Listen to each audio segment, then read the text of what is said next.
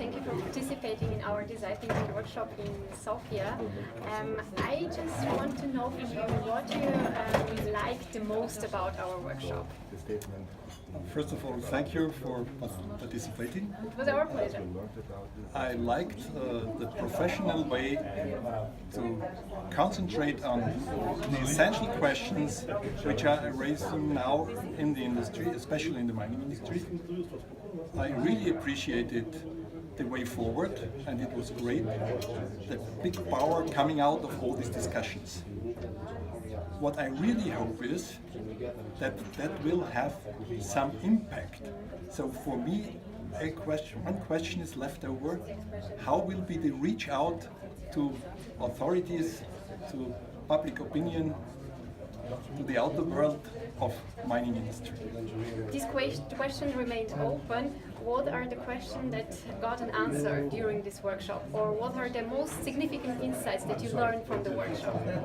I was deeply impressed about the common sense within not only industry representatives, but also officials and also NGOs. If we talk together, there's a lot of potential to come to solutions and to at least come to ideas. What's left over, as I said before, is to reach out and to roll out these ideas, and the only short-touched possible solutions.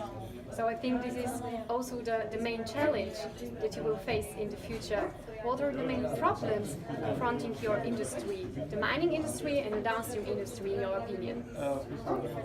As I'm a representative of Rhi Magnesita, we are backward integrated refractory producer, so we represent also a little bit the downstream aspects. What we see is that the whole regulations and legislations always try to fit one-fits-all solutions. And what we suffer, we are a small but very important sector, and we see us a little bit in some areas as collateral damage, because there are no special solutions for very specific cases. And we are in a situation to have very specific cases.